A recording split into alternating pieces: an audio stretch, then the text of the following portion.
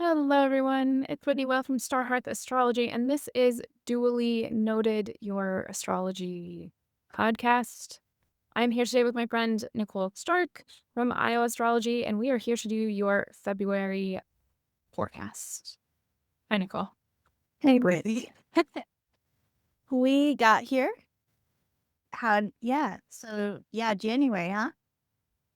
Oh my gosh, January. So we're actually recording this on February 1st because, oh my gosh, January. Mm-hmm.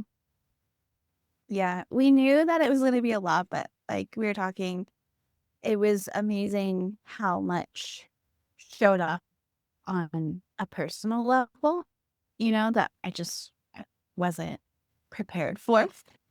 But I don't know. So it was definitely chaotic and lots of things happening at one time. A tangle. I feel like things are still in a tangle now, even where we're like arriving to February. Okay, still. I feel like I have like some threads are kind of somewhat cleared up, but not totally. So we're still gonna be, I don't know. I'm still pulling on things as probably through this whole first quarter. It could see it lasting for me, at least with like in terms of work and friends things and stuff like that. So Yeah. Yeah. I mean, I think that everyone's Capricorn and Aquarius houses, whatever that means for you, whatever that looked like for you, but then also in your group of whoever you're close to in life, right? Like we're feeling where those things are happening for them and they're feeling where they're happening for us, right? So it's like as an Aquarius rising, I got the 12th house of Capricorn, all the secrets, all the stuff that I try and hide from myself or the stuff that I try and deal with completely alone behind the scenes or in my relationship with the divine where I'm like really trying to figure out what to bring forth into the world and what to try and process by myself with Capricorn. And then having all of those planets come into Aquarius, my first house, how I show up, and just having so many different messages and finding myself kind of pushed into these spaces of taking like forcing myself to be free when I would much rather some part of me would much rather live and perseverate the injustices of the oppression of Capricorn rather than taking the courage to be free. yeah, I feel too because like I think my North Node is in Aquarius. On the way, like this was really much about. I can like almost suffer through anything. I don't know if it's like the Virgo Sun, Moon in the 12th house, like whatever it is, like with Capricorn lighting at my 5th house, like, yeah, I have some like romantic ish, maybe entanglements happening, not really, but, crushes or whatever that I'm managing, in the workplace, which that could be blurring the 5th and the 6th. But it's also just like standing up for myself and advocating for myself in the workplace is actually quite hard. And I did it. And it kind of worked to an extent, but like I know there's more work to do, which makes sense because the 6th house is ruled by Aquarius for me, and then my North Node there, so it's very much like trying to, I don't know, be fair to everyone involved, and also, but including myself, which I don't always do, which is strange for a Mars in the first house person. But again, like it's that Virgo, like I just want to like, I don't really care like about my accolades. I just want things to be done right. Like I just want to like feed people. That's all I'm really trying to do. Yeah, so it'll be interesting. I think it's very easy to see how all this is sort of carrying into February, but I don't know how it's going to go.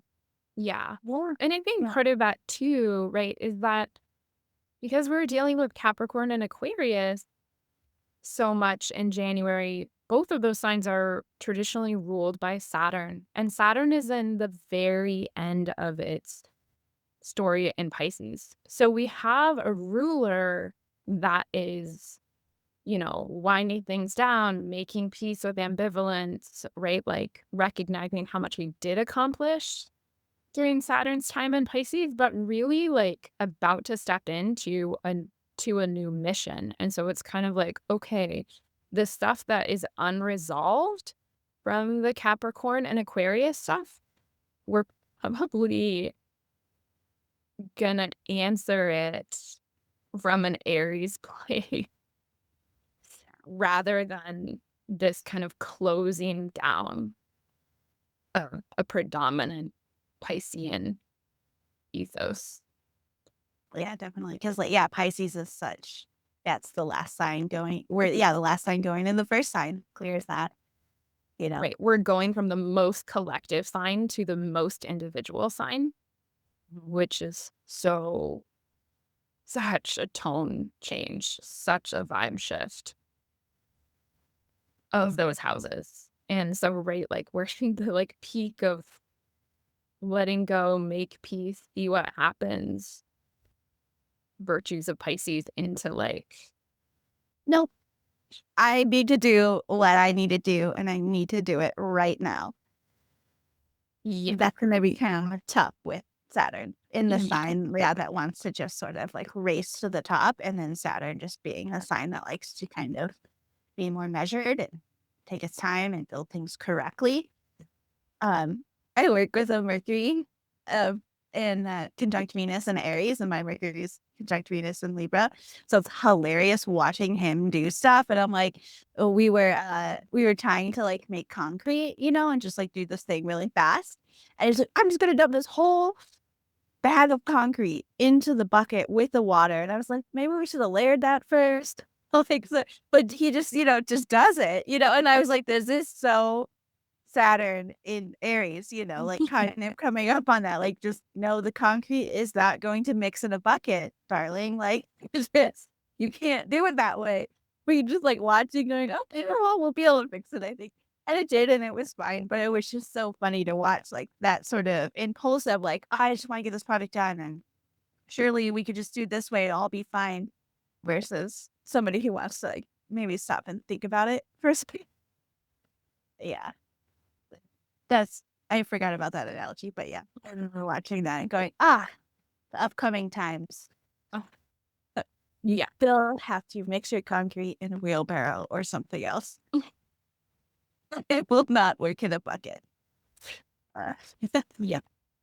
Which is also like, okay, yeah, because there's a spaciousness problem. Mm. And that is a great metaphor for February because, right, we have all of this pressure. We have all the contents, right? Like we've dumped all of the stuff into the bucket from January. And, right, Nicole, you and I have chosen consciously in this episode to really not address all of the astrology of the collective, the mundane astrology of current events, not because they're not important and we're not fascinated by tracking the astrology with all of them, but because out of our scope, we're going to lean into a more personal way of how to handle these things in your personal life, how to work with these energies in your own charts. And if you are interested in that, there's amazing astrologers doing the work for that.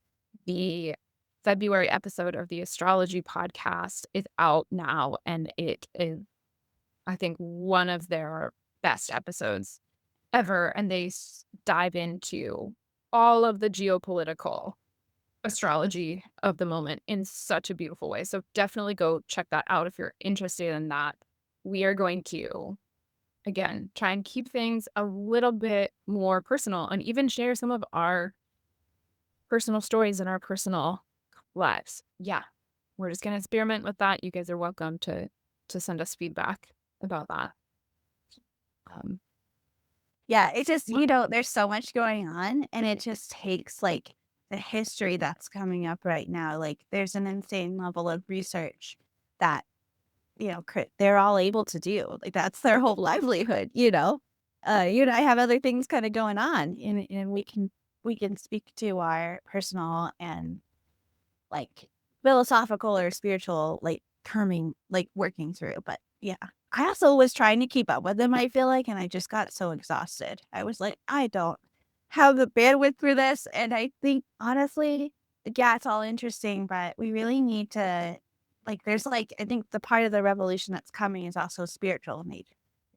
You know, it's going to come down to our values and our religion and how, or whatever it is that you feel, and how is that going to come Yeah. up. So yeah, yeah, we're going to Yeah. stick with it. And also it's the Leo moon, Leo full moon. I'm a Leo moon.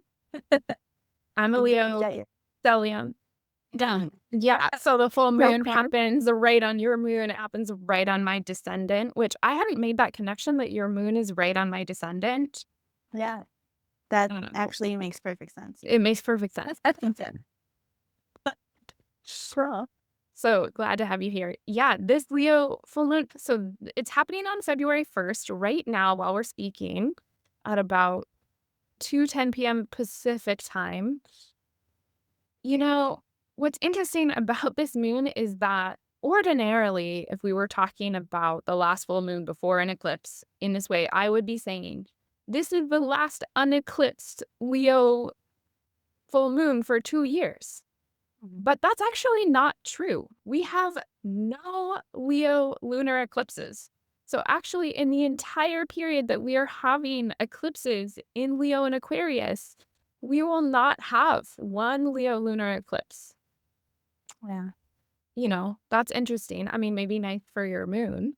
That's great. I was thinking, I was like, oh, thank God, I'll take the sun there. But yeah. Right. And so Yeah.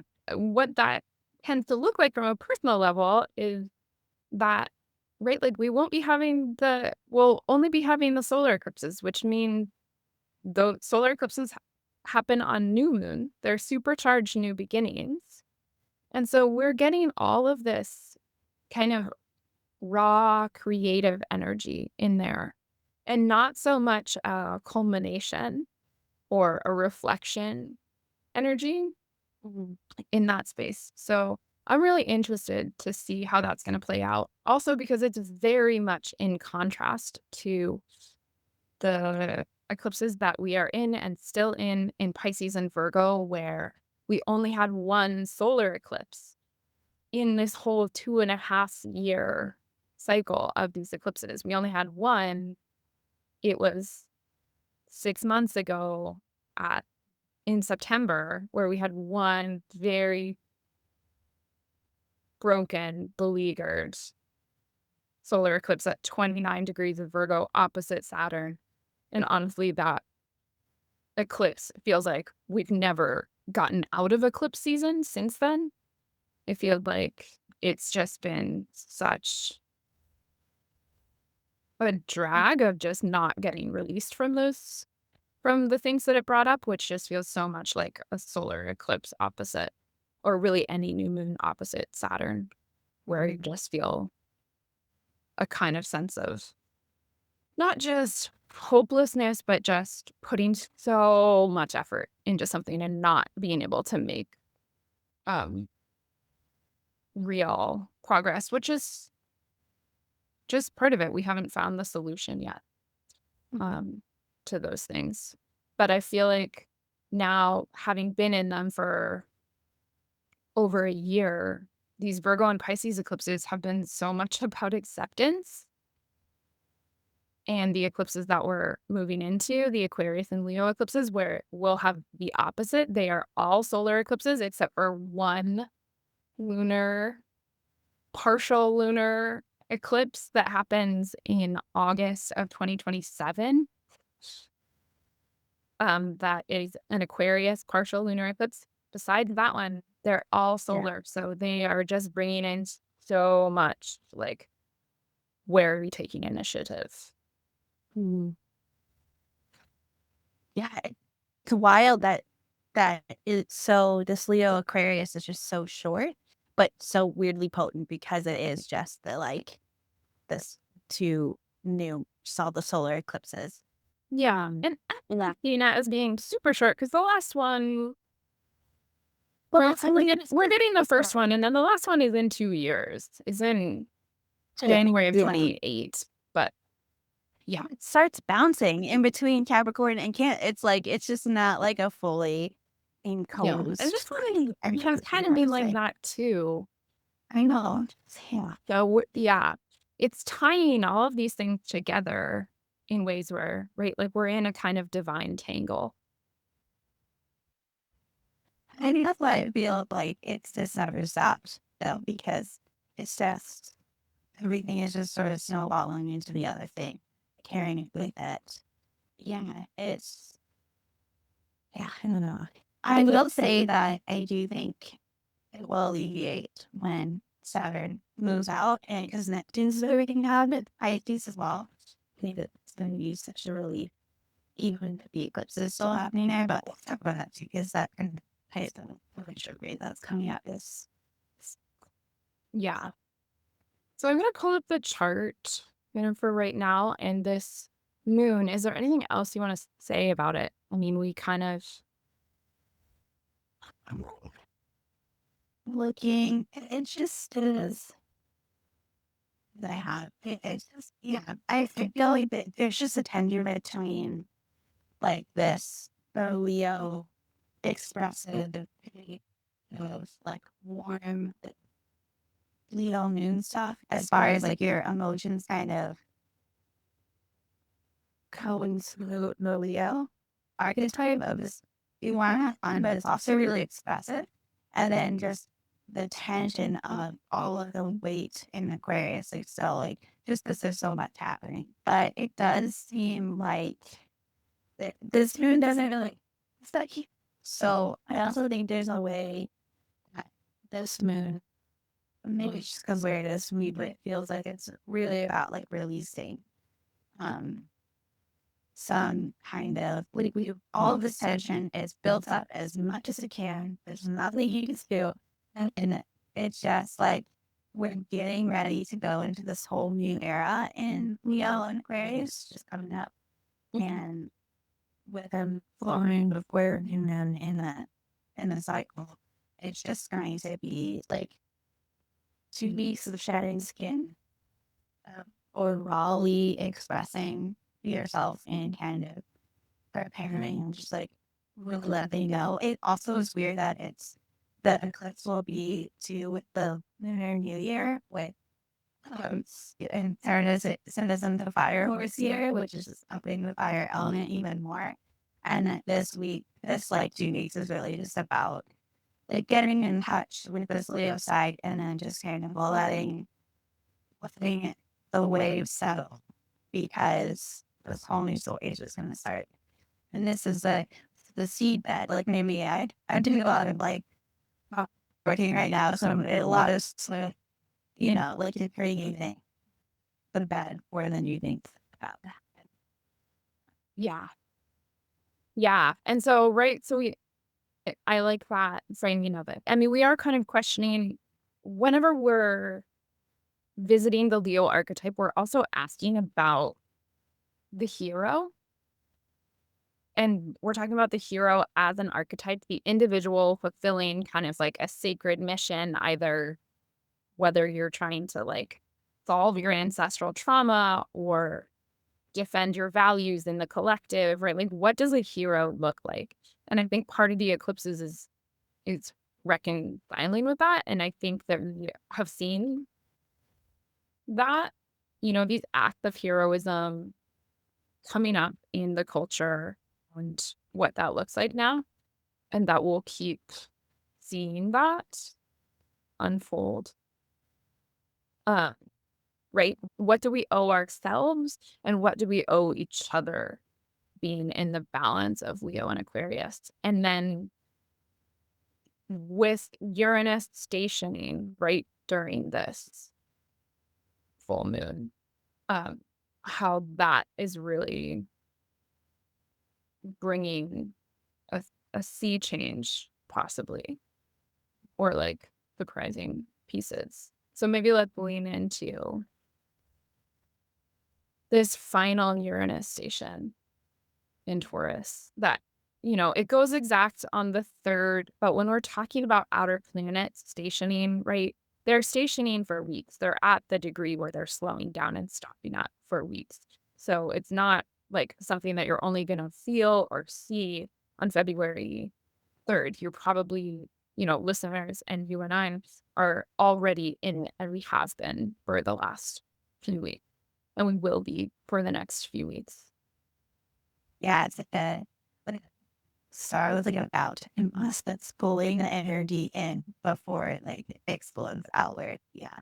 It's definitely, and then with a full moon just in general, amping up that energy of busyness, of attention being put, and it is in a square, like Taurus squares. It's not in a square actually, but it's in a sign base. So In a sign-based way. Yeah. yeah, so synchronistic astrology is important. Yeah. So yeah, I agree. Yeah. So it's this kind of, I feel like you and I kind of discussed before we started recording. I'm going through this really intense reflection time of what Uranus and Taurus has meant for me. And this, I've had in the last couple of weeks, so deep Uranian shifts in my 4th house, which is my call sign Taurus house, and just really feeling and reflecting and pausing and honoring how much of that house has changed, how much of that part of my life has changed with Uranus there, and then receiving this as a kind of final boon or errand. And so I was going to share a little bit about that for me, which was, Uranus went into Taurus in 2018. I do feel like another piece of this for me, and so I'm not saying that every Aquarius rising will have had this experience at all. But another piece of it for me was that I was also in a zodiacal peak period in Taurus that basically coincided exactly with Uranus and Taurus, like the whole time. Like Yeah. I was in a Venus zodiacal releasing period, which is 8 years, and Uranus basically spent 8 years in Taurus. And so those two things coinciding put a special emphasis. And I actually switch into my next zodiacal releasing period in my 5th house in Gemini in March. So that'll be interesting to see how that all shifts. But How many times did you move I moved your house? so many times. That, so Yeah, so Uranus, I probably decided to move the last time Uranus stationed direct in Aries back in 2017 or 2018, which is my 3rd house of kind of like, your neighborhood where you live and these familiar spaces, and getting frustrated and getting antsy with that space and really feeling like I needed to come to a new space. And so I moved from Colorado to Washington in April of 2018. Uranus moved into Taurus, my 4th house of home and family and my parents and my grandparents and my lineage and my family story. And, when you have Taurus in your 4th house, that is your ground, right? Taurus is the ground. It is that earthiness. I moved away from my farm uh, when I moved away from Colorado. So, um, yeah, all that happened a month before Uranus went into Taurus. And then, yeah, I moved to Washington. I lived in Washington for a year. I lived in Idaho for a year. I moved back to Washington. So I moved across state lines 3 times and moved houses in there even more than that. So that was, Uranus creating instability in my house. Um, all 4 of my grandparents died in between May of 2019 to April of 2021, and I had a really close relationship with them. I was 28 to, 27 to 29 when they all died. So really lost a context of who I was in the sense of like the role that I held in the family. all that has strolling is Yeah, the ancestral lineage getting right, the destabilizing, but also, maybe a freedom. Not that I was caged in any way that I was conscious of, but when you live with the expectations and the way that certain people see you, that happens. I met my husband, a lot of my moves. were based on his moves, which is Taurus is ruled by Venus. I have Venus in the seventh, so Venus rules relationships, and she's in the relationship house. So having all of those moves related to my relationship. Yeah. Um, then I had 2 children. I bought a house. I got married. My parents went through significant shifts in that all of their parents died, so stuff changed a lot in their lives as well. So it was just like I very much feel the profundity of my 4th house completely changed in so many ways from, right, like, now who's even in my family, right? Like, I have my own nuclear family. I have my own Yeah. house, you know? So that has just been such a wild story. It's amazing to hear because, like, you don't talk about this a lot, or that, that I see, like, it's kind of this mysterious thing. And you, like, listening to you, you hear how absolutely foundational that space is to you. Not just because, oh, it's just family, parents, grandparents, enemies, but also that it is foundation of your identity. And you're going through like all of this unhooking of all of these sort of things like Uranus coming out there, and it's such an individualistic planet. And like, but you have to assert who are you.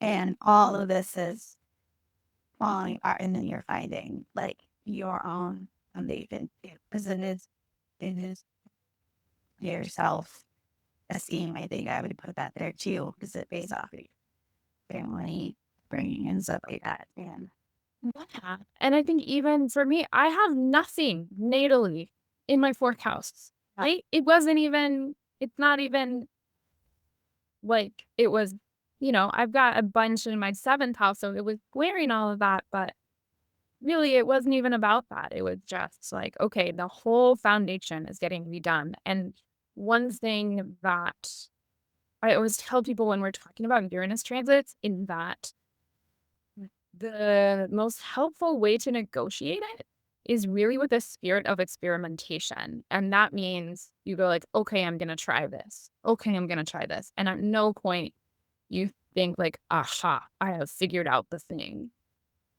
that, Um, because when that's experimenting, even if you fail, you get data.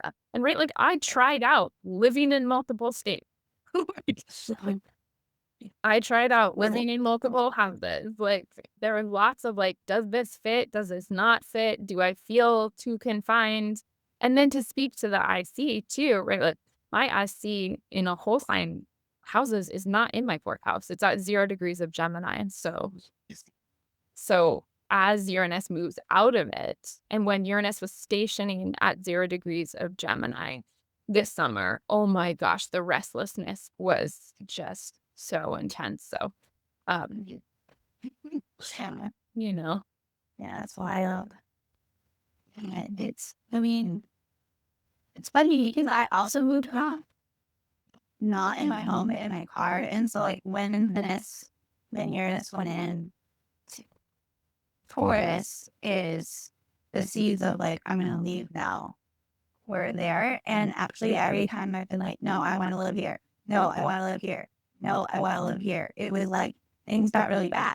And when I kept the community of like, I'm just going to go, yes, so things were good. We're flowing. And so I traveled. I mean, I think I lived in 4 states in 1 year, multiple times during this. But again, it wasn't like, it wasn't about home and family or anything. It was about travel. I mean, I went from, oh my God, where was I? Texas to Washington to, wait, this is 2002, to Illinois to Wisconsin to Illinois back to Texas back to US, to the United States where I am now, like all farming for the most part. I started an astrology practice. I got my astrology certification.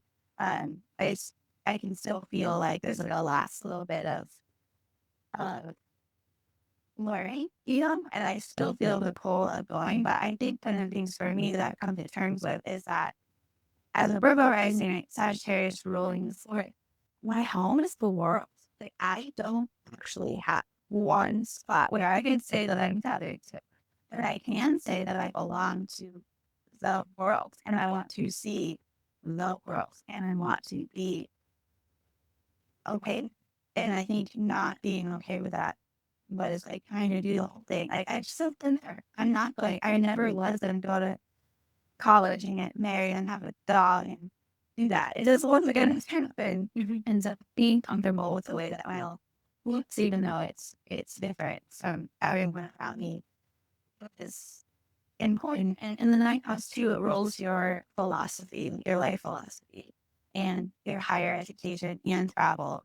And it's going to, all that energy is going to go into the 10th. And so everything you learn in the ninth gets pulled into the 10th, into your reputation, into your career, into your college and stuff. So yeah, so it's definitely been destabilizing, but it's also been free and liberating, which makes sense. That Uranus like liberating myself. But the ninth is again, it's gonna be that time between the first as being expression, the first being like so important to all of your life, right? And so becoming fine tuning that philosophy and owning it and owning who I am just makes sense. But while I also have nothing in Taurus, it's like, why? Why are you doing this to me? And one Brooklyn thing can. that I see so much in the ninth house is your long-term plan, right? Like, if the third house is in so many ways like your weekly planner and it's dealing with time on that level, then the ninth house is like, okay, what is your 5-year, 10-year plan? And as you point out, when Uranus is moving through that, it's kind of like, okay, now I'm trying on this future, I'm trying on this future, but Uranus does not want anything prescribed or restrictive. Yeah. And so every time you're like, aha, I'm going to live here, I'm going to do this, I'm going to be this person, this is what I'm doing, then it's like, yeah, don't get stuck. It's also like, are you sure that's you? Like, that to me was like a big question. Like, are you sure? Because Uranus too is it's in Capricorn, and so it just makes it like a trine, to my sun and my ascendant in my Mars. That's it chilling on Virgo. So it's all getting like funneled into how am I going to direct the course of my life, and Uranus just challenging you to be comfortable with yourself, like your actual self. Sorry, actually, I am totally cool living in a camper, totally cool living in a state. I totally cool getting rid of everything that can lock up and just getting out there if I could ever have the money to do. But so yeah, so yeah, it's been a very wild ride. Goodness, in Taurus. Yeah. Yeah, and to And be it's clear, we still have a couple months of Uranus and Taurus, but this as this final station, this as this final kind of emphatic moment. And then something that you said in talking about the month ahead was that this month is so Uranian. It's kind of going on in the background the whole time, even though we've got so many kind of loud things. yeah, I think I needed the Oscar winning supporting role for the month. Yeah. Which can be the people who really don't like change. It's tough. Like it's gonna, it's gonna not always feel great to have constant things kind of thrown your way. But Yeah. really cozy. Yeah. So Uranus going on in the background of the month. And part of that is, right, Uranus staying right at the end of the fixed signs means that, our little cluster of all the personal planets that now moved into Aquarius, as they leave Aquarius for Pisces, they all come into a square with Uranus. Yeah, I think first it's Mercury and then it's Venus. And then it's just Yeah. kind of in that order. Yeah. Quick, like 6th through the 15th. Like Yeah. just a couple of days. Um, Yeah. yeah. And we're kind of in this like Mercury Venus conjunction time period. We just had one at the end of January and we're going to have one again. So it's like, I think that those two are just sort of going through it together right now. They're just BFFs trying to handle the time, maybe a bottle that changes, you know? Yeah. Yeah. But that can be good too. I mean, it could be bringing in this sort of like helping ground, like the last of like the insights that we're getting from this Uranus station kind of being filtering through your mind and then your heart and then filtering through your purpose. Yeah. Each of those things. Yeah. So yeah, the impact of that is reverberating and in multiple ways. Okay, so we got Uranus stationing on the 3rd. We have Mercury squaring Uranus on the 5th and then going into Pisces. And I like what you said. I mean, I know you were talking about the heart with regards to Venus, but it's almost like, Mercury and Uranus, they share shocking news. They share it in super blunt ways. We get blindsided by things. And then Mercury immediately goes into Pisces, which is the sign of its fall and its detriment. Mercury, the absolute lack of clarity in terms of being able to make connection and analyze situations. And because Mercury is going to go retrograde in Pisces, it has an extended stay. So Mercury is actually going to be in Pisces from February 6th until April 14th. Dang, that's long. I didn't really end. Yeah. So it's over 2 months of Mercury and Pisces in the middle of everything that is happening, which is kind of like, I think to lean into this is go find an expressive arts therapist. Yeah. And Yeah. don't think that you see things clearly, that people are understanding what you're saying, that, the way that if you shine light in water, water bends light. And if light astrologically has to do with clarity and seeing and knowing, and then Mercury and Pisces is about the poetics, it is about the like numinous poetry. It is about that, like, emotive power of feeling everything. I think, I heard somebody on social media talking about, like, parasocial grief, Oh, yeah.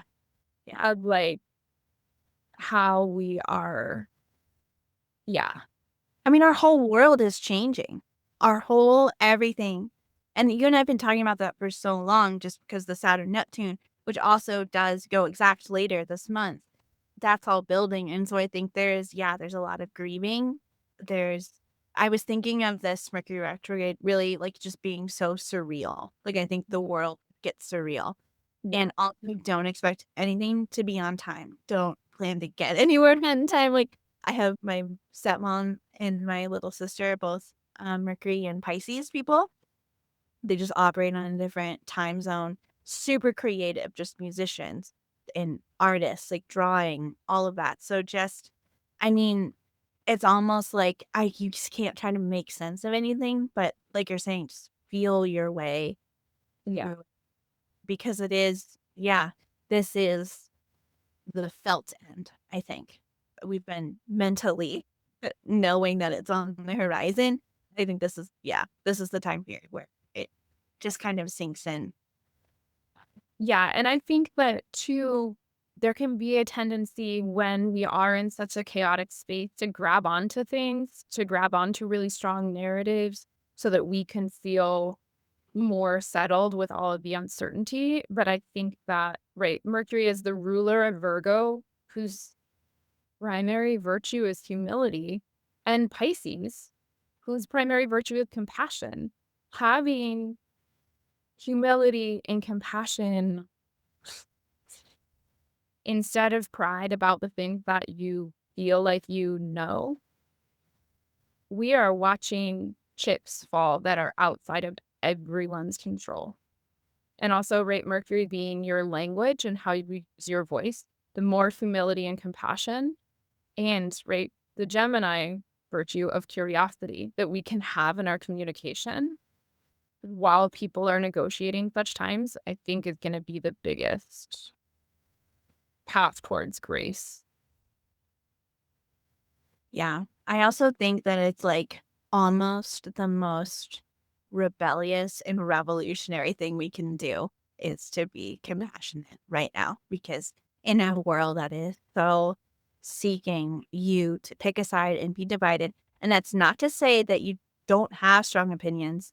I have, like, I'm still going to have that strong opinion. I can't get rid of them, but understanding, just trying to see understanding is the root of all compassion, so trying to understand where that other perspective is, which is actually a really good gift of Mercury in Pisces because it doesn't have any sense of self to tether itself to.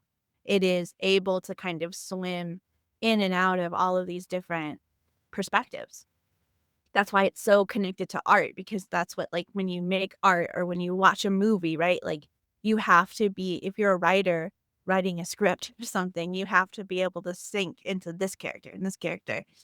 And, that's a part of it. Like, maybe we're not in the plot line, we're in the character development phase of script writing or something too. But yeah, I feel more positive about Mercury being here too, just because right on the 13th, Saturn goes into Aries. And so now at this point, Neptune and Saturn will be out of Pisces.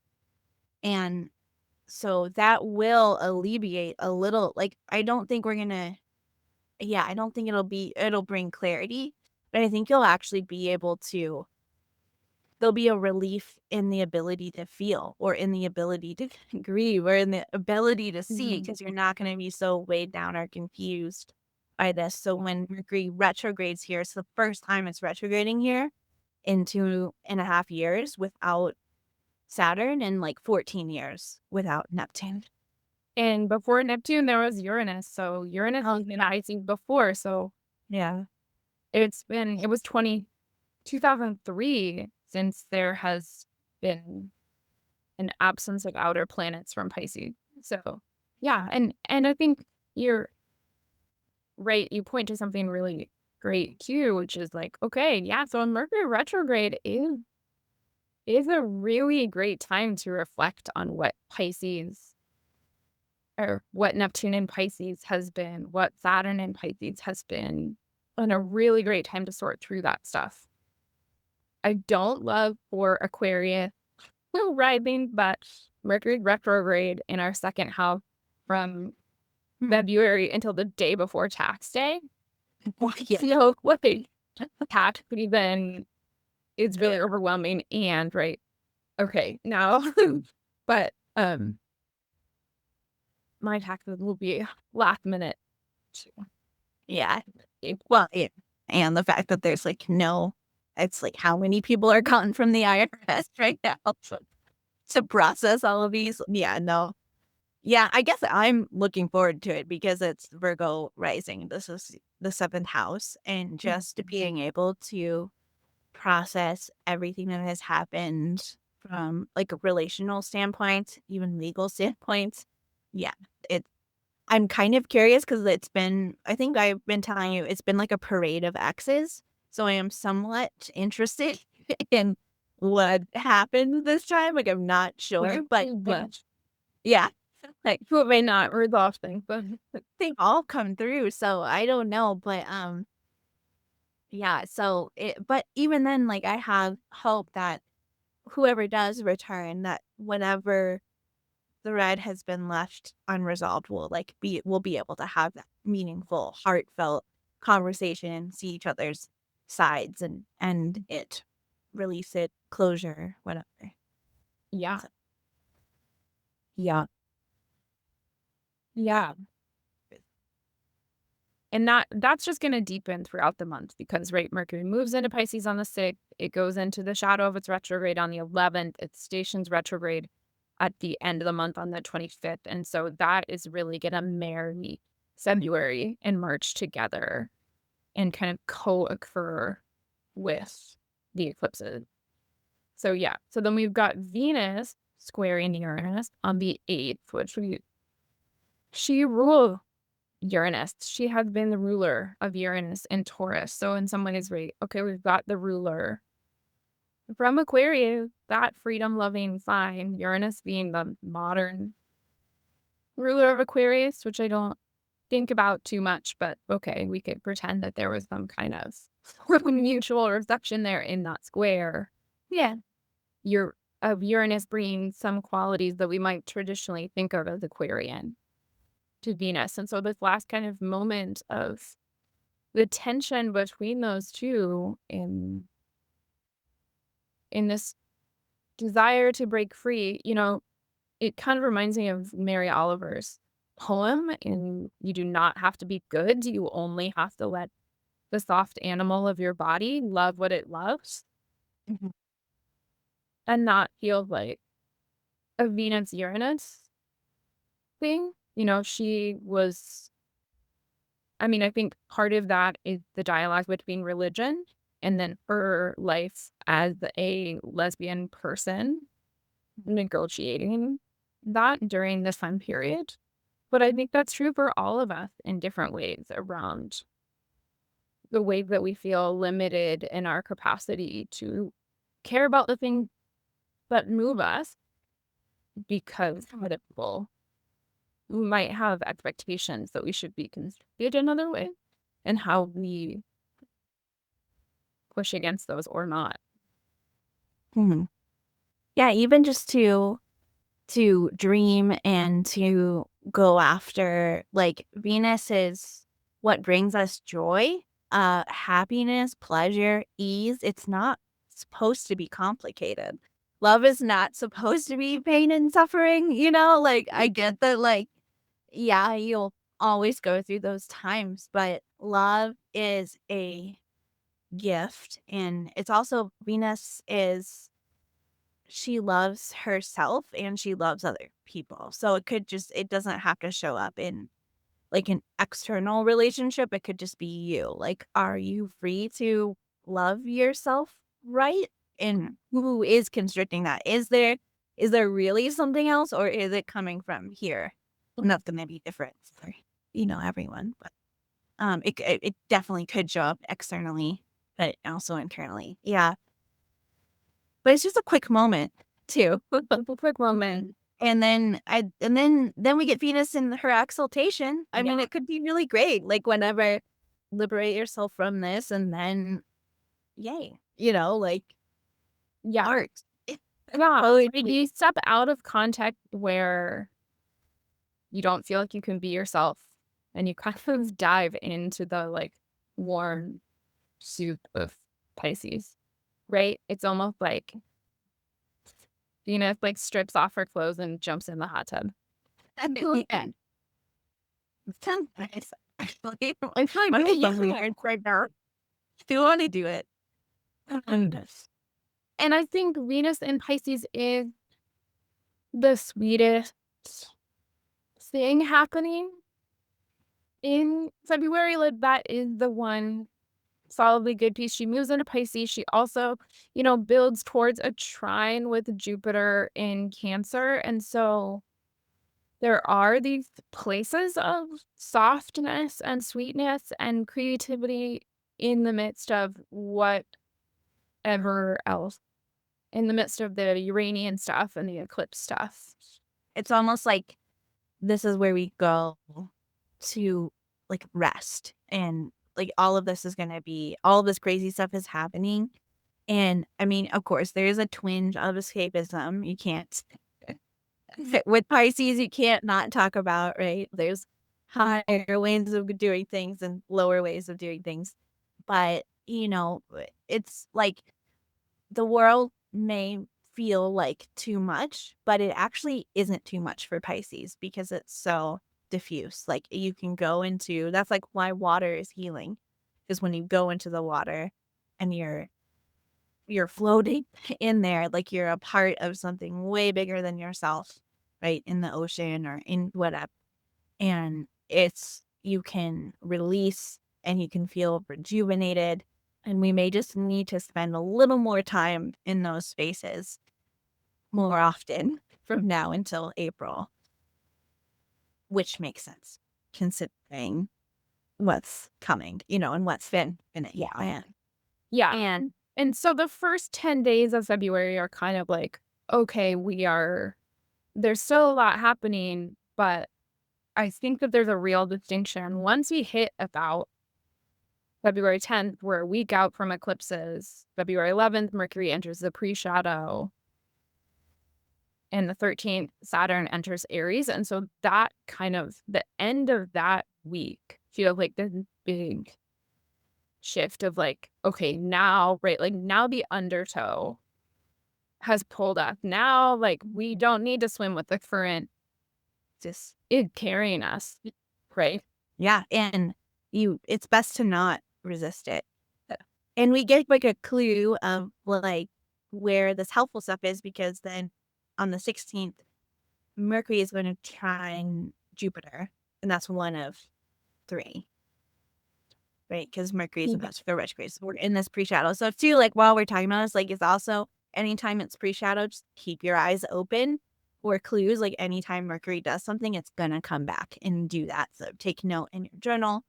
And that's like good. I mean, Mercury, yeah, during all of this to get a couple of trines to Jupiter from Mercury is really helpful and supportive. Yeah.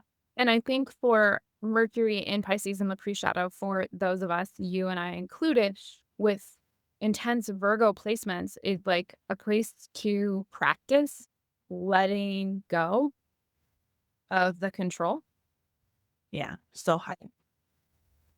and just having grace of like, okay, we're the Virgo desire to make things safe for everyone, to make things the best that they can be, to make things happen efficiently. It's like, okay, as much as you can practice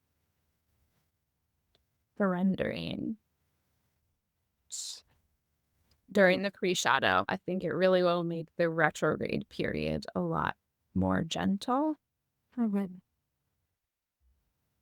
that's so interesting you use that word, because that's like the argument my best and I got into was about efficiency. Because he's like, you don't work efficiently. And I'm like, well, you give us one thing at a time. It's really difficult to be efficient without, and you're constantly changing his mind. And so, yeah. And it's true. Like, I've never in my life been accused of not being efficient.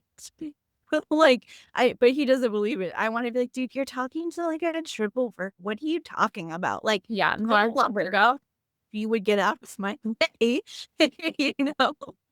I think, I mean, I'm really grateful. I'm really glad that he's taking his own personal money and dumping it into this venture. So there's a lot of gratitude for that there. Carol, when Uranus goes into Yeah. her 10th house at the end of April, Yeah. walk. My farm, not yours. Yeah. There's a lot. There's just a lot. I can see that happening. There's just a lot going on. Like, at least there's a lot of moving parts within this business. Yeah. He's got like 5 businesses. So anyway, so it'll be interesting. Too, because it is like a one-on-one partnership, like where I'm like seeking collaboration, Yeah. in this area. So just, yeah, releasing it. It will come. The collaboration will come. Like, it will happen. But yeah, just sort of, yeah, releasing. Luckily, I live with a good group of friends. So, and that's my 10th house, or my 11th house is where Jupiter is. So Yeah. support, hopefully. Yeah. Them while I wait for accolades. But yeah. And then, yeah. So, yeah, and that's the 16th and then the 17th. Yeah. Well, maybe let's pause and talk about Saturn Oh, on the 13th. Just for a moment, because I feel like we have talked about it. We talked about it in your head. It's a big change. In the context of what we were mentioning about January, the ruler of all the January stuff is now like ready for the fight. The day before Valentine's Day. It's dumping all of the concrete into a bucket.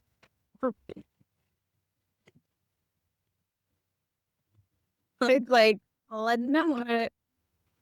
let's just, yeah.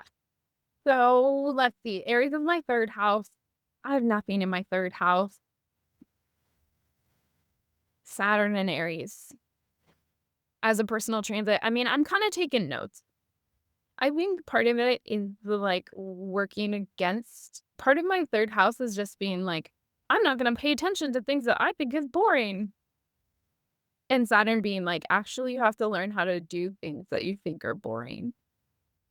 It's also Yeah. well, it could be isolating too from neighborhood and like because like when you're you know what I mean? Like when you have so much going on, so much that you have to attend to in an area, it does isolate you from those other Yeah. spaces, you know. Yeah. I mean, I have Saturn in the first, so I already feel naturally pretty it's That's okay. but yeah, I Shadowing. mean, I am I am looking forward to right Saturn moving through the third in terms of consistency with producing astrological content, right? The third house being like the area of like doing small writing consistently and figuring out like getting back to writing as as a practice and yeah, and communicating more clearly with stuff. You know, I also don't think in terms of my life and this happens, right? Like in a lot of ways, I don't think that Saturn and Aries, like knock on wood, nice. It's gonna be the hugest transit. Maybe I'm gonna take that back because my next 2 years are Saturn. Saturn becomes my Lord of the Year, yeah, next birthday and the following month. So maybe not, but in terms of my chart, Saturn is I don't know. The third house is not hugely significant, but both my parents are Libra risings. My husband is a Cancer rising, which means Saturn is going angular for all of these people. So that I'm kind of looking at like, you know, and that's maybe extended family stuff. I don't know. True. Yeah, like the weight just from them. Yeah. Yeah. That piece. Better the third than the eighth. I don't know. Yeah. I think what's interesting to me with this is that I have to combine it kind of with what's happening with Uranus going into the 10th and basically just supporting myself on my own with my own finances. Whereas Mhm. up until this, I've had a lot of help from other people and I really got to pay my grandma back. You know, like there's sort of like a debt to be paid there. And, which is kind of a practical way, which I think it will show up. Probably all my tolls, my unpaid tolls from all across the country, I'm assuming are going to come back to haunt me over the 2 years. So collection agencies, you know, if they even bother, which I Yeah. have a feeling they will. So whatever, it's just money, I guess. You know And what I then also see a lot with Saturn moving from the 7th to the 8th, though, is like people make big commitments in their relationships. So, like, nice. if Saturn, right, like moving through your 7th was like forcing you to like think and really consider and really figure out what you want and putting all this intention into relationships, then like sometimes I'll see people get in a relationship with Saturn in the 7th and then they get married when Saturn enters the 8th.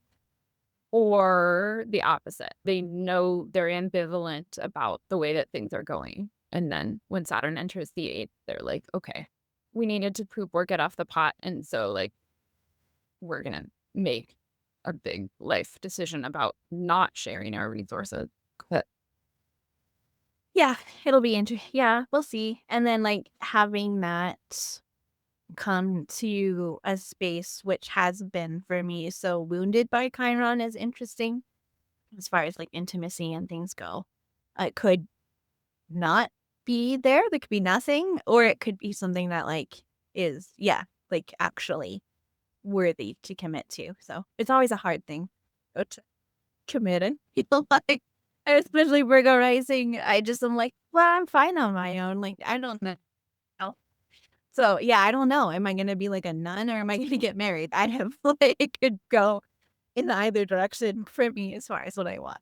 So, yeah, it'll be but I have appreciated Saturn slowing me down in that area because I think I do sometimes Saturn in the natal chart can place undue importance on an area, and I think that having such a serious um connotation, I think is the word I want to say. But like wanting to just being too serious in the fifth, like it puts a damper on flirtation a little bit because I'm like, oh, are you the one? Are you the one? It's like, dude, you can't come at it like that all the time. And so having that time period where I've like really slowed down and tried to be more intentional about who I was with, or more, at least more willing to learn from it. And, maybe with Saturn going into the eighth, like having, if it rewards hard work, then like, yeah, maybe being able to articulate needs in a relationship or being able to actually find one that's kind of like worthy. And having Saturn teach through the eighth, more self awareness, more, and valuing my own resources and things like that too. So, but yeah, Saturn and Aries in general, it's just so weird, right? Like it's just like it's such there's a lot of stop and go. Like I feel like a lot of, but then also too like an importance on individuality, like you were saying. Like we could almost feel the weight of being too individualistic, Mhm. which will be interesting how that shows up for me in like a shared place. In a shared space. Yeah. Yeah. Yeah. And Saturn, yeah, joins Neptune. They complete their conjunction, and it almost feels like, okay, we've had so much buildup about the Saturn Neptune conjunction and the dreams and the delusion in this space in different people's chart, right? And now this is really like this moment of like a profound confusion Mhm. or no spaces. Yeah, I mean, it could be profound confusion. It could also be like the veneer goes away. Like Saturn what I've kind of like in the collective, at least what I've been sort of seeing is that the lies are no longer tolerated, like they're just too like, dude, what are you doing? You can't lie your way out of this. You can't manipulate your way, Neptunian, create the confusion your way. Reality will always win the day. Like truth always out, I think. So I even if it doesn't I can kind of see, even if it doesn't totally fully work, there could be, I'm hoping that there's at least some amount of some kind of illusion crumbling under the weight of Saturn. Yeah, Not that it's going to be resolved or figured out or anything, certainly. but it's that like No there could resolution. be, yeah, uh, you get the yes or no, you know, that you've been wanting or whatever, some amount. So I'm almost like, I just want it to end. I'm like, can we just get to the please? Like, I just want Yeah. And whatever I part think full. with you talking about that also, right, like on the 15th, we get the Sun square Uranus, which also has a little bit of the like, now you see what's actually happening. Mhm. But yeah, but yeah, And that's like, it's just that's gonna be my such a beautiful wild mystery. time. It's just gonna be such a wild time. Cause yeah. Okay. So now if we talk about the eclipse, because Yeah. this is what we're talking about with February. Everything starts happening on top of each other. The week, I mean, really, the second half of February is just so insane. Just like buy a lot of snacks. Right. That's what pops off. Is like, it just mid, Yeah. right? Yeah. It's just gonna be insane. Really, yeah. Valentine's Day through St. Patrick's Day is like cuckoo banana town. And it's gonna show up in everybody's lives in a different way. So, right, so we were caught in the undertow, then we have the first eclipse, then we're in between eclipses. But let's talk about this first eclipse. It happens at 28 degrees of Aquarius, right? We get a solar eclipse in Aquarius. The sun is in its detriment in Mhm. Aquarius. So the sun doesn't exactly know how to be. There aren't rules for how to be in Aquarius like there are in Leo. Leo has expectations that you're going to fulfill like an archetypal role.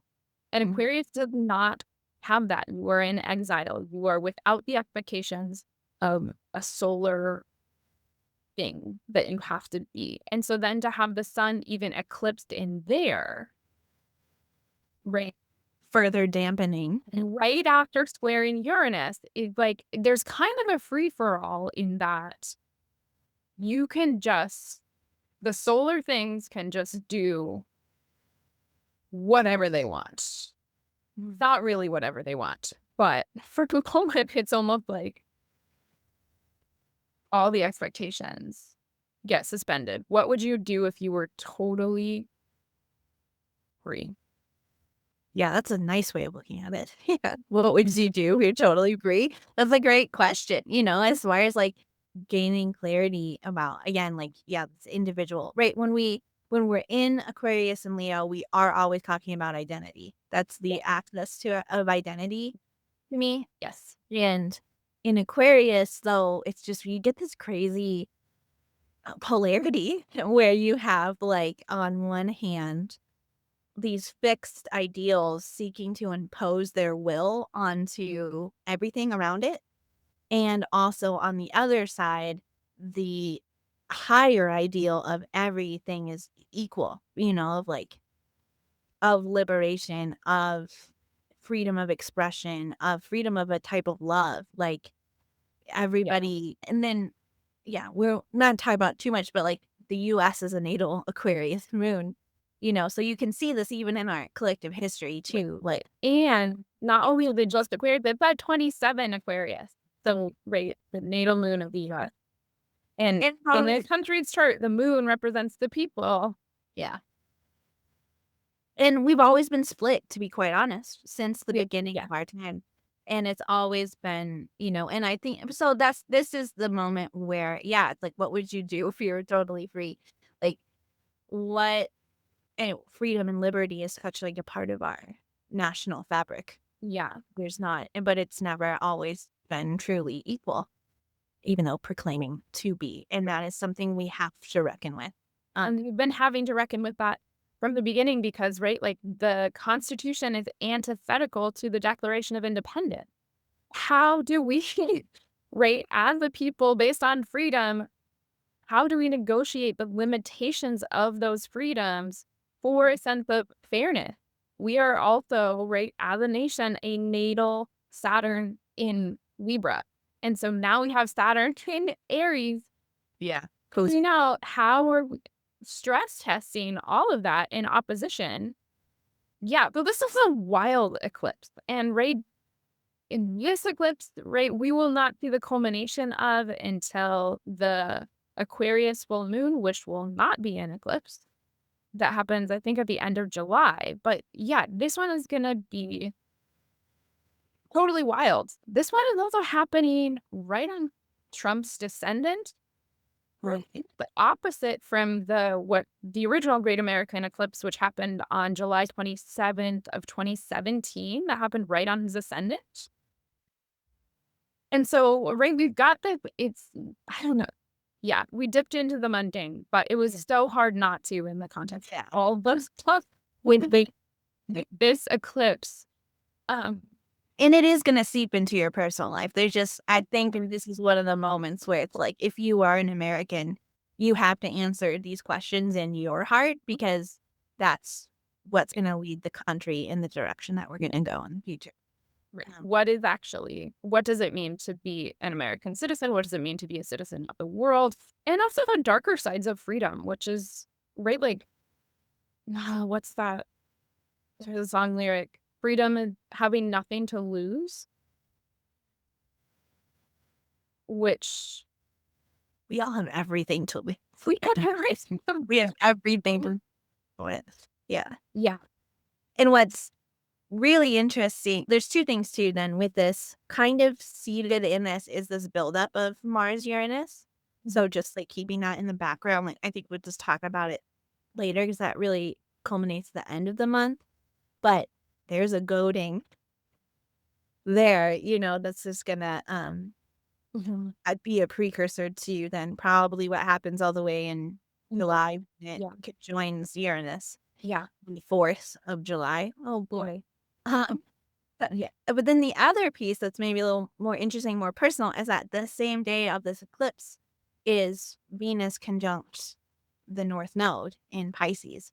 And so that amplifying that Piscean value and like Venus getting lifted. I mean, it is obscure. I guess it is an eclipse point, but I'm just thinking of the North Node as something that increases energy. Yeah. Yeah, and so I think, right, like, that's also calling, like, the Venusian part, like, okay, if we've lost the rule of law, like, then we're being ruled by our personal values, and what's interesting about this Venus on the North Node is that she's also, right, like, this is the beginning of her heliacal rise. Within a week from then, we will finally be able to see her in the sky again. She will rise as the evening star, and she's been gone from the sky for 4 months. So that kind of decency, that kind of power of Venus to smooth things over, that power of Venus to show us what it is that we truly care about, that has been absent. And we have been really hurting in our personal life, in our collective lives from Yeah. her absence.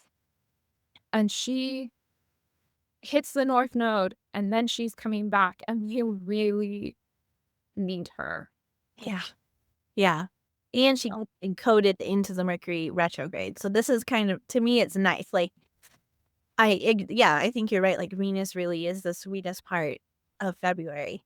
Uh, and I personally think she's more powerful as an evening star. I know as far as in terms of like when we think of Venusian things, what they're supposed to symbolize, like things being easy and reconciliatory and loving and reciprocal and being able to give and receive. That's gonna, I mean, we need that in our lives. Yeah, and I think you're right. I think she does that better as an evening star than as a morning star. Yeah. She's in a beautiful dress, not in her battle armor, but that's like her weapon, so, She's less selfish as an evening star. yeah. And I'm not trying to drag on Venus. I have Venus stationing at the end of her retrograde, so I have the most morning star Venus. I have a nice evening star. Yeah, but you have a nice evening star, Venus in rulership direct. So, yeah. Yeah. So we have that. Then we're in eclipse season. We're in between the 2 eclipses, which is just like all of the timelines of the key stories in your life in a personal way, intersecting really fast. Some of them are speeding up really, really fast. So things that needed to end, things that needed to accelerate, they're happening in this, like, right? You're not bound to linear time. Yeah, this is like this is where we get into like fully like we're fully in Dolly's landscape here. Yeah. And the sun enters Pisces the day after the eclipse. And now you have Saturn conjoining Neptune on the 20th or the Yeah. 22nd. Yeah, 20th on the 20th. Okay. Yeah. The 22nd is Venus with Jupiter. Yeah. Gosh, thank you, Venus with Jupiter in there. No, it's interesting. Like it's like I feel like everything is just absolute shit, but then something is really good about it. Like We're reaching out to each other. I think we're reaching out from this heartfelt place. We're not reaching out along these like Aquarian identity line. I mean, at least that is my hope, but I really believe I mean, I think it's already happening. I mean, again, think like it is. when I think about what happens in Minneapolis when you get into it, like that is a community. All of them are banding together, and they are not all they're not all liberal agitators. Like they are, for whatever they're being characterized as. These are just everyday people. These are just Midwest every everybody kind of coming out and coming together. And the reason why it is, I mean, it's working slowly. I think they're, horribly and slowly, but they are resisting, and the power of that resistance is community. It's the power of community and showing up for each other. Yeah.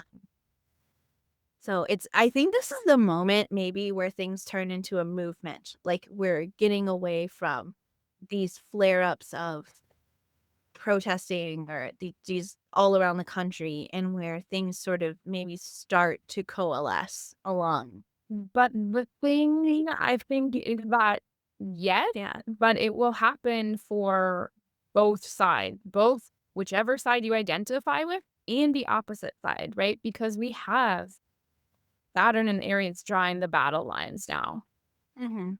right? We have Saturn and Aries, the force of the government, trying to take your liberty, like Yeah. challenging the Bill of Rights. I think it's bigger. I think it's also too like, I think this is also, like, a Christian nationalist movement against every other form of religion, spiritual belief, anything. Yeah, I well, can't think, there we like go. Saturn trying to dominate Neptune, Mhm. trying to define our access to God and spirituality as one thing, and it have to be their thing. Yeah, But that's a Venus good and point. Pisces is like, "No, When our confidence goddess is everything and everywhere." lies, we animal our tarot circles. We're just Yeah. yeah. Well, Well, like such a crazy mix of things, I mean. so crazy. It's so crazy. Yeah. So we've got that coalescing. We've got yeah, and maybe just coalescing is part of this word of like, okay, yes, your individual storylines are now suspended in the matrix of the collective. You kind of don't get a chance whether to participate or not. Because when we've got everything happening in Aquarius and Pisces, everyone is participating. Mm. Yeah. Yeah, it's gonna be crazy a month from now. Still recording in the midst of it. Um, yeah, okay. So then we get Mercury stationing retrograde in the middle of all of that at 22 degrees of Pisces on the 25th, opposite my uh, and Venus together with Jupiter on the 22nd, which I feel like you kind of have smushed into everything. I mean, it's gonna be a blur. You are not just looking through a kaleidoscope, you are in a kaleidoscope. Mhm. Time ceases, yeah, to exist. There's nothing linear. There's a lot of confusion, which is why I'm almost grateful that the next eclipse is in an earth sign.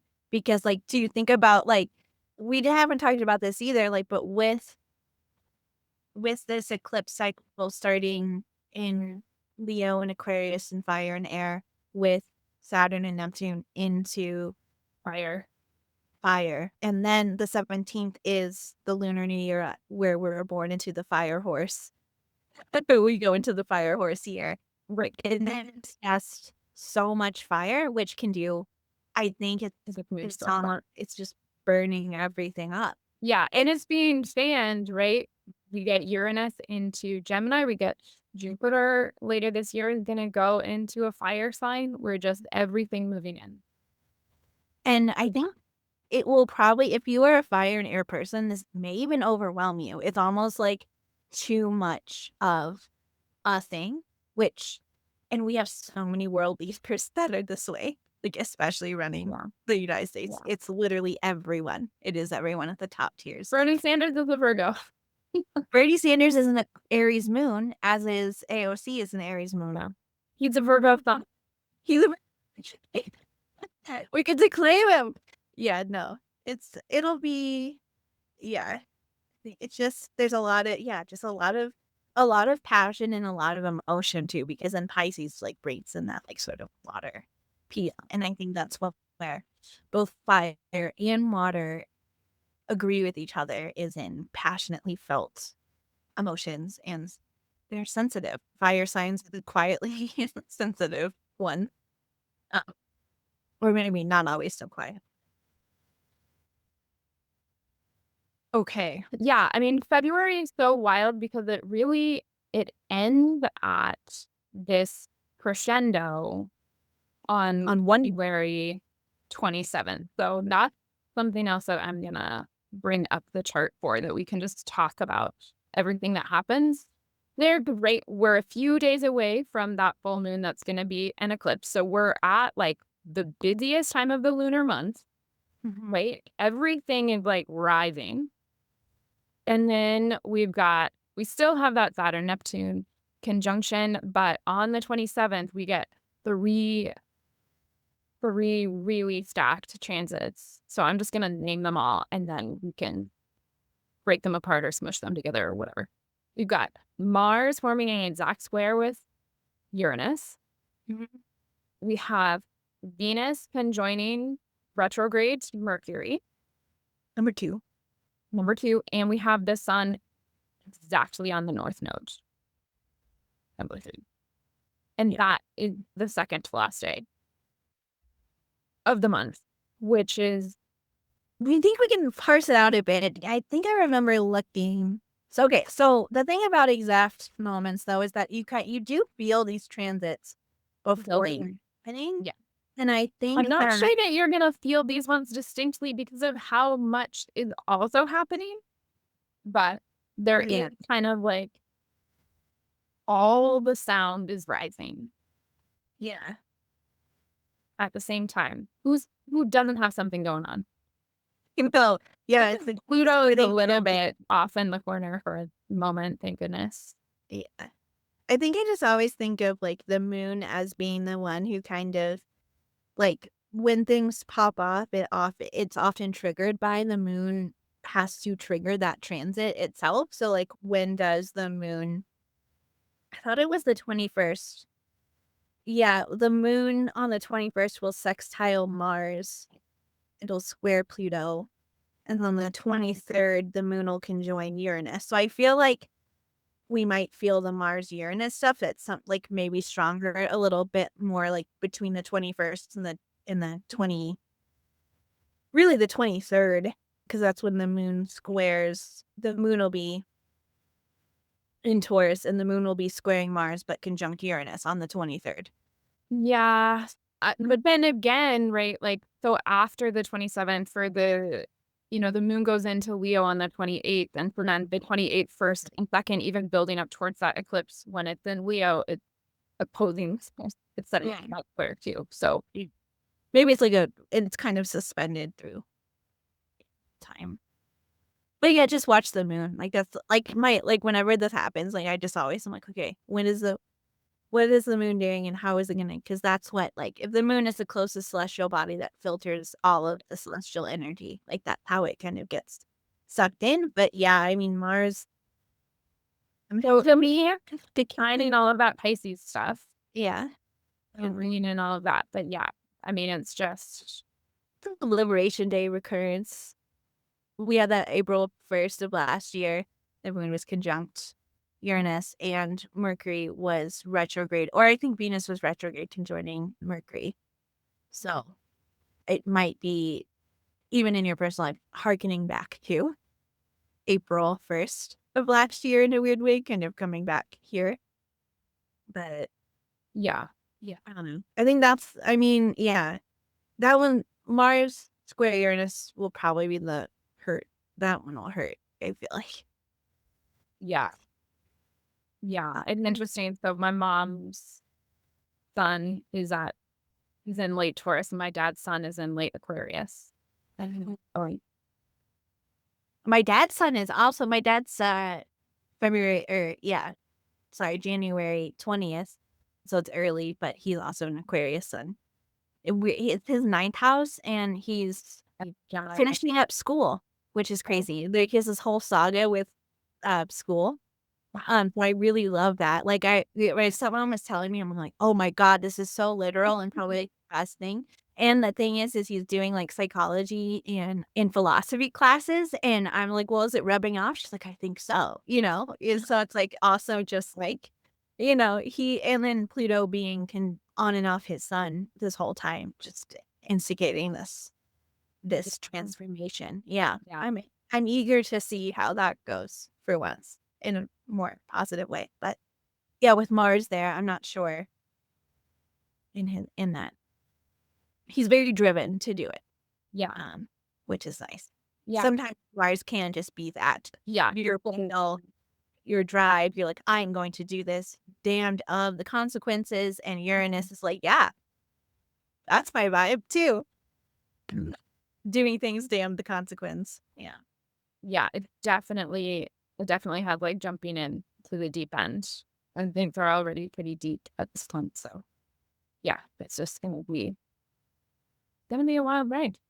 And then you and I will be back kind of right in the middle of this. We kind of leave on a cliffhanger, but March has its own story. There's some great things to look forward to, right? I mean, we get that Virgo eclipse, you get like, okay, let can we get some more efficiency? Actually, yeah, we get Jupiter finally stationing direct. I'm super looking forward to that as my Lord of the Year. And right, Jupiter ruling this Pisces house that Retrograded. yeah, retrograded, but alleviated from Saturn and Neptune, right? That kind of feels like, okay, we're going to have Mercury station direct. We're going to have, yeah. So there's a lot of busyness and a lot of craziness there, but that is stuff that I'm definitely looking forward to too.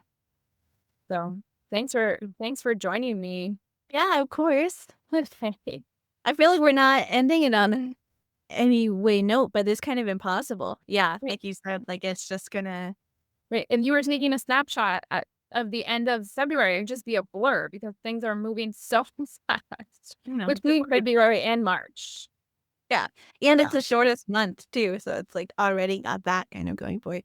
I think the one thing is we may be so distracted from being depressed.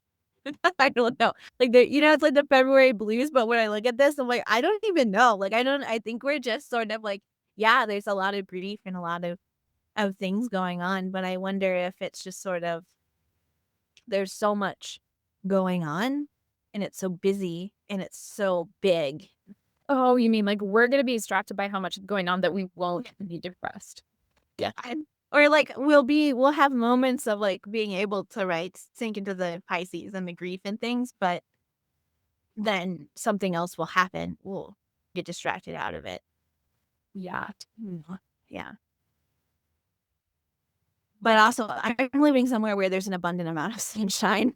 So maybe I'm okay.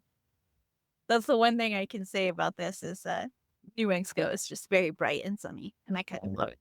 Yeah. I mean, even being in Washington, which is not bright and sunny, the snowdrops are up. We have the Daffodil Festival happens in March. We have the Tulip Festival happening in April. And so the fields are already coming alive. And I live in one of the like migratory estuaries of snow geese. And so the bird life is hopping and the skies are gloomy, but everything else is green and the field like it's coming alive. Yeah, that's one thing. The winter is ending. So Yeah, the winter is coming. yeah, trying to. We're in a different Game of Thrones, but Yeah, I'm a Stark. I'll proclaim the winter is it's not coming. It is ending. we're in not. And spring is filled with fire. Yeah. Our view and I talked about Really. is in your head. But yeah, so Yes, so we're gonna make it through February, no matter what that looked like for each person. And so the more you can have grace with yourself and compassion for other people and humility and surrender to not surrendering your values but understand that what we are being asked to be and how the world was changing is not something that you have to figure out right in this moment. In fact, it would be impossible. Yeah, that's great. Yeah, just feel your way through it. Get into the art of it all. Yeah, and then I guess we'll see ya. We'll see you. Bye. Good luck, everyone.